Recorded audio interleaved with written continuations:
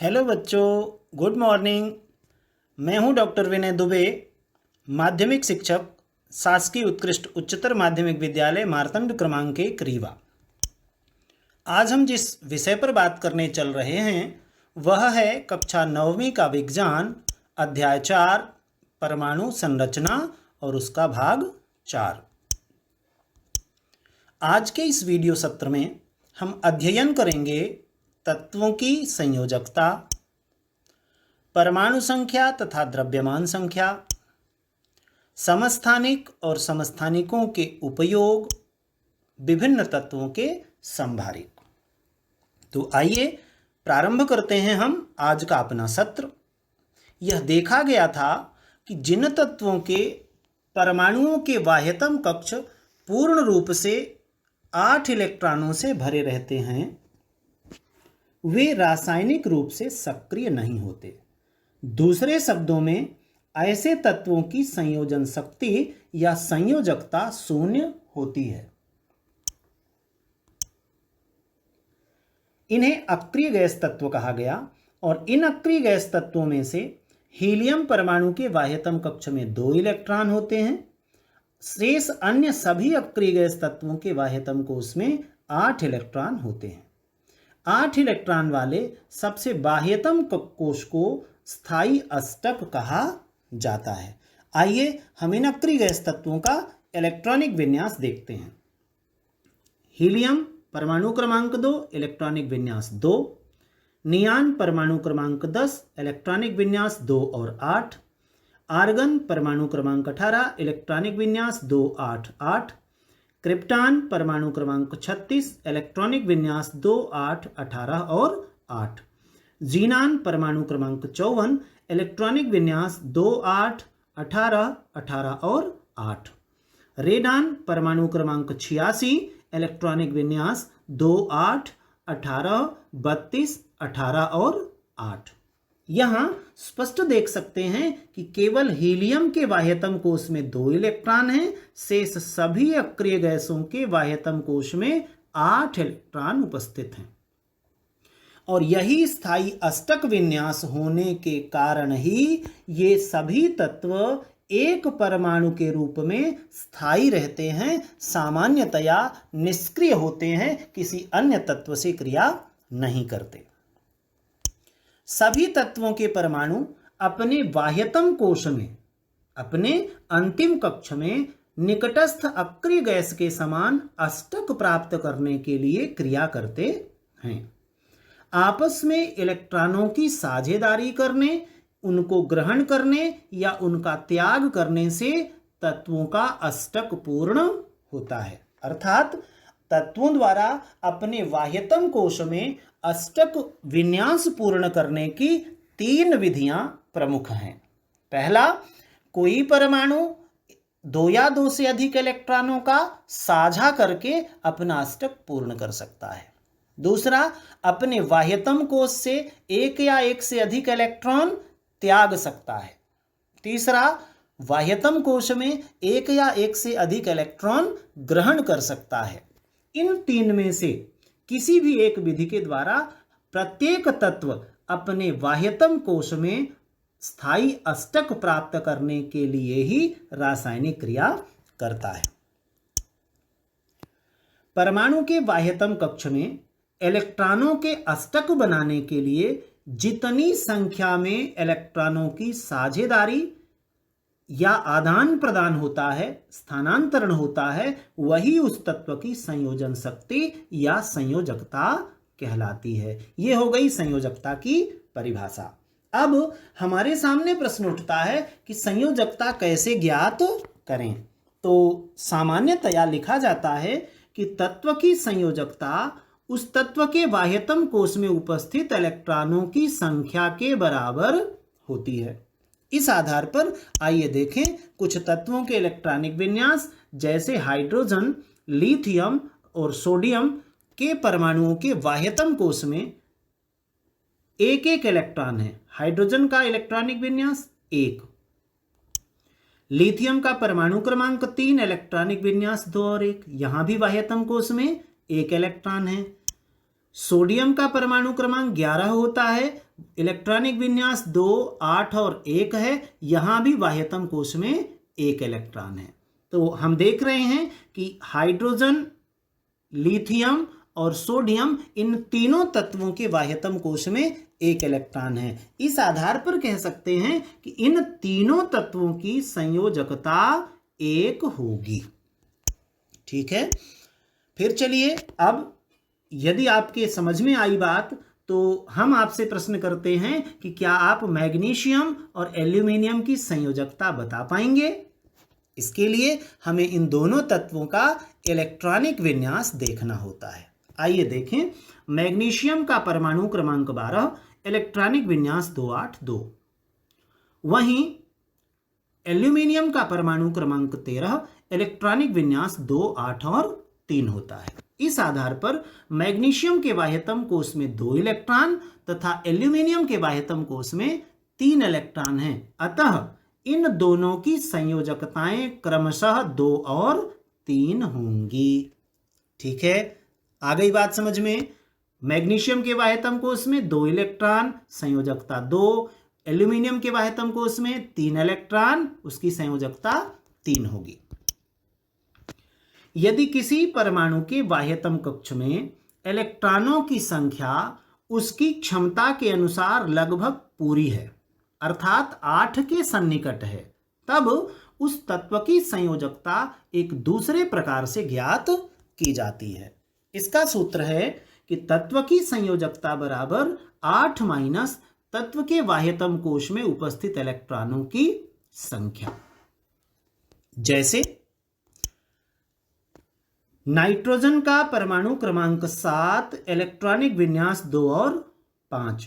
यहां बाह्यतम कोश में 5 इलेक्ट्रॉन हैं जो 8 के ज्यादा सन्निकट हैं। अतः नाइट्रोजन की संयोजकता 8 माइनस 5 बराबर 3 होगी।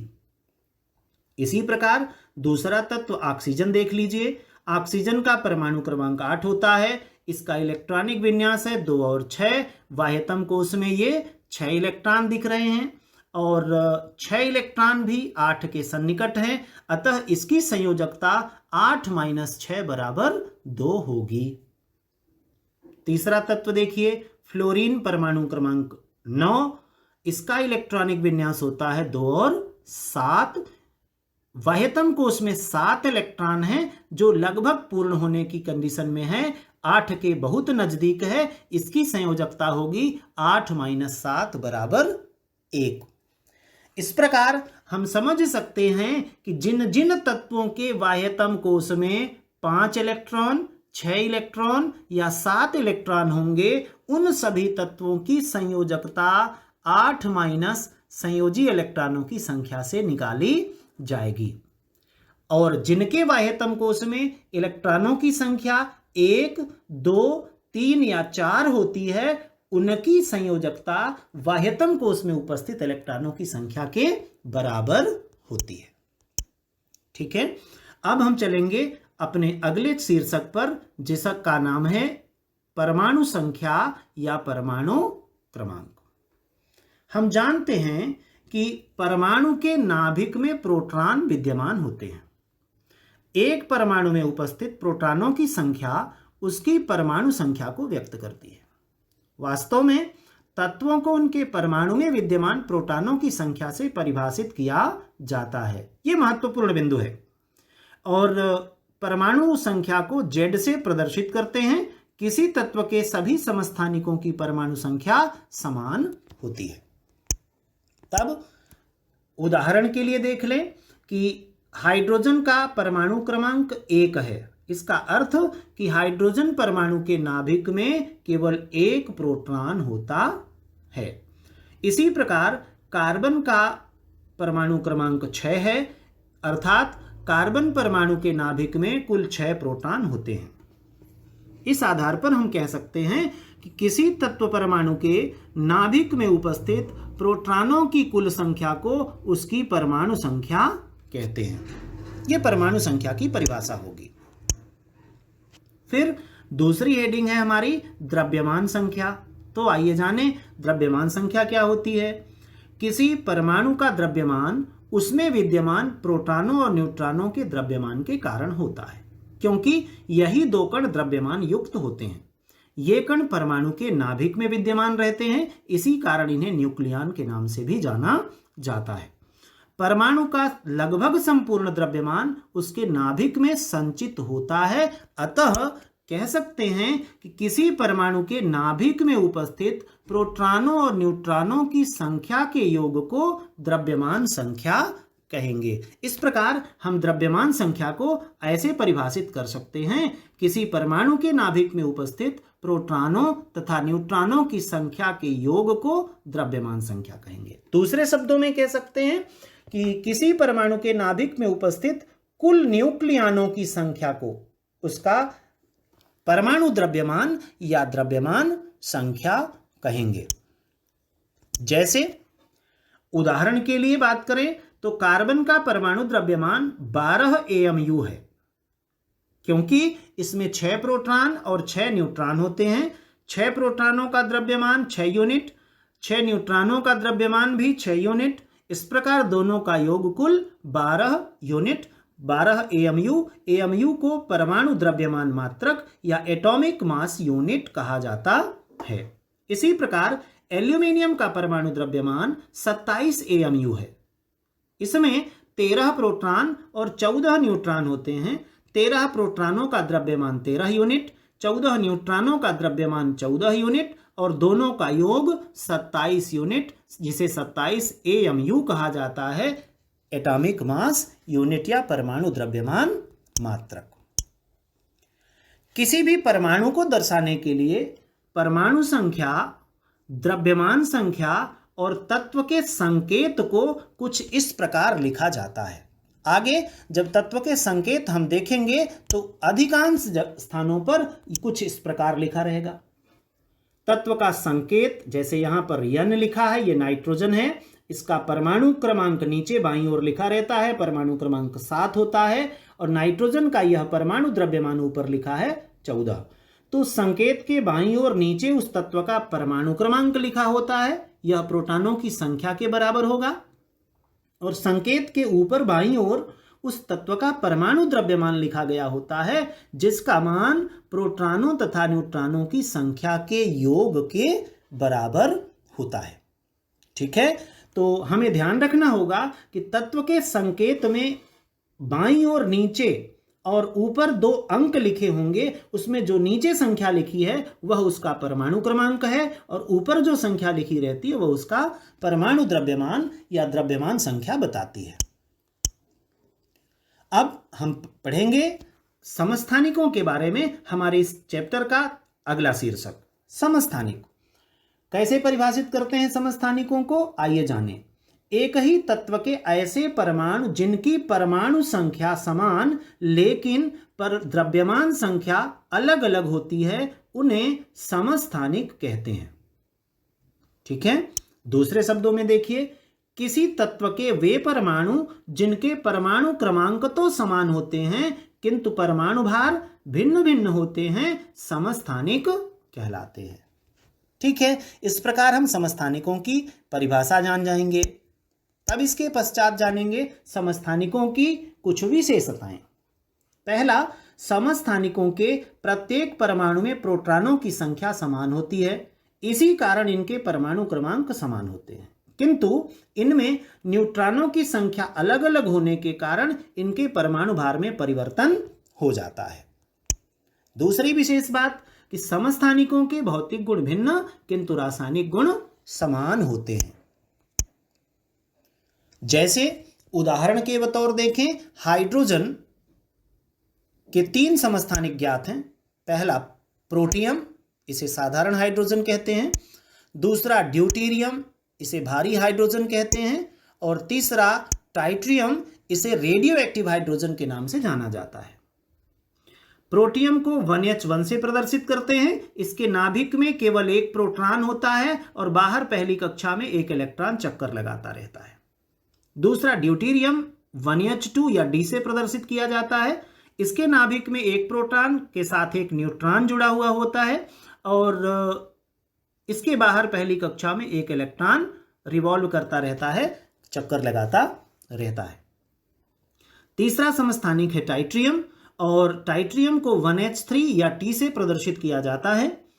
इसके नाभिक में एक प्रोटॉन और 2 न्यूट्रॉन होते हैं। बाह्यतम कक्षा में एक इलेक्ट्रॉन चक्कर लगाता रहता है। प्रोटियम को कहा जाता है कि इसका परमाणु संख्या 1 और द्रव्यमान संख्या भी 1 होती है। यह हाइड्रोजन का सबसे स्थायी समस्थानिक है। साधारण हाइड्रोजन ही प्रोटियम के नाम से जाना जाता है। दूसरा समस्थानिक है ड्यूटेरियम।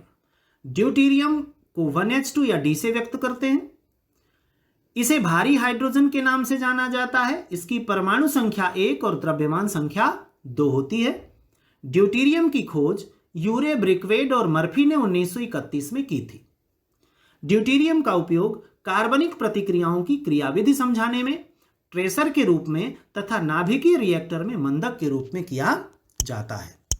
हाइड्रोजन का तीसरा समस्थानिक है टाइट्रियम, और टाइट्रियम को 1H3 या T से व्यक्त किया जाता है।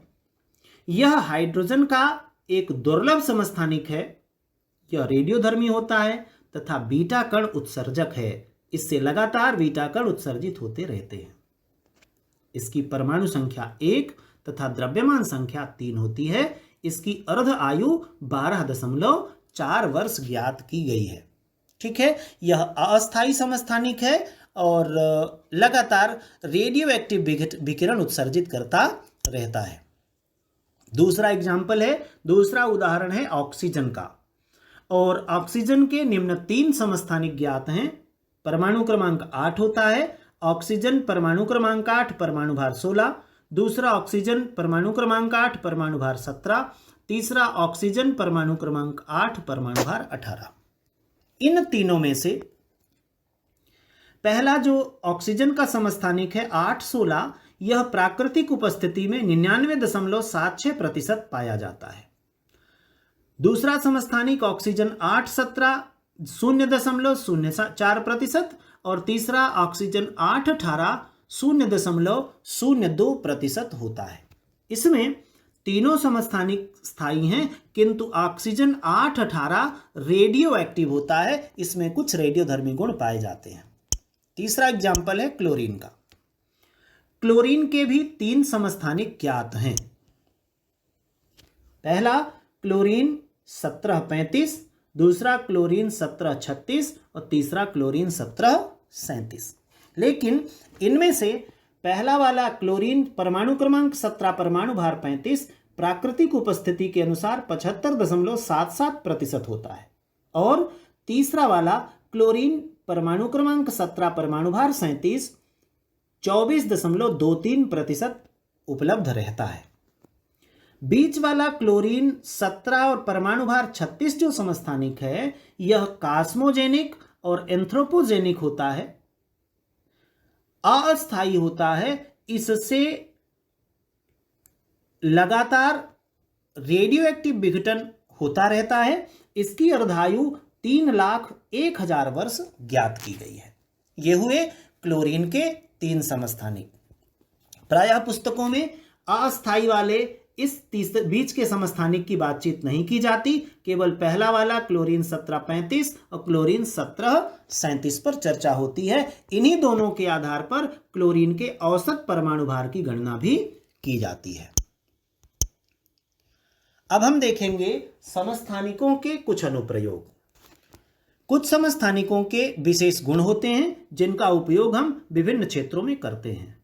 उनमें से कुछ निम्न हैं। यूरेनियम का एक समस्थानिक परमाणु भट्टी में ईंधन के रूप में प्रयुक्त किया जाता है, जिसे यूरेनियम 92 परमाणु भार 237 कहते हैं।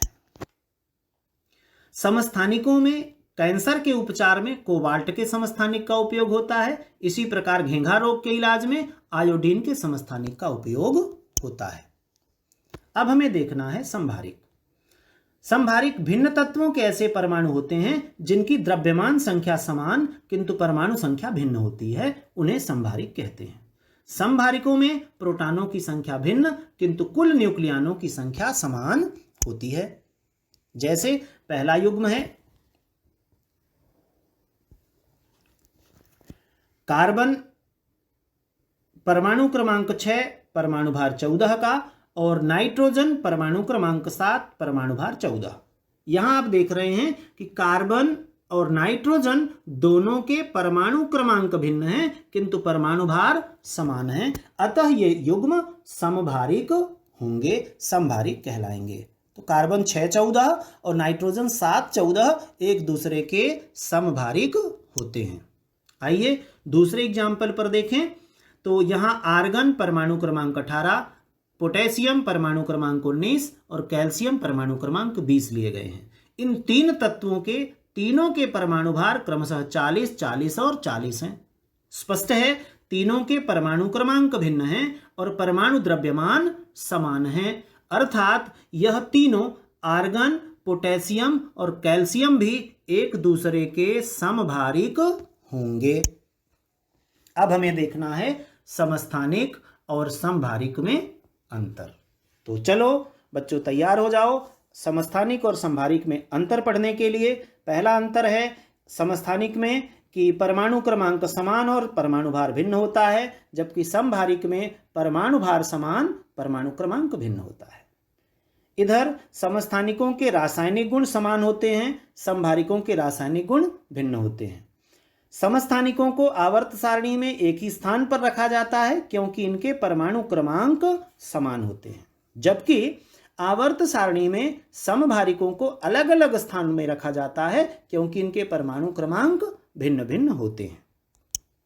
ठीक है, आइए चौथा अंतर है समस्थानिकों में प्रोटॉनों की संख्या बराबर होती है, जबकि समभारिकों में प्रोटॉन की संख्या बराबर नहीं होती। समस्थानिकों में इलेक्ट्रॉनों की संख्या समान होती है, जबकि समभारिकों में इलेक्ट्रॉनों की संख्या अलग अलग होती है। और अंतिम अंतर है समस्थानिकों का इलेक्ट्रॉनिक विन्यास समान होता है, जबकि समभारिकों का इलेक्ट्रॉनिक विन्यास भिन्न भिन्न होता है। ये हुए समस्थानिक और समभारिक में अंतर। अब एक बार हमें क्विक रिवीजन करना है और देखना है कि हमने अभी तक क्या सीखा। पहली बात, उत्कृष्ट गैस तत्वों की अक्रियता का प्रमुख कारण इनका स्थायी अष्टक विन्यास है। संयोजकता किसी परमाणु की संयोजन शक्ति होती है।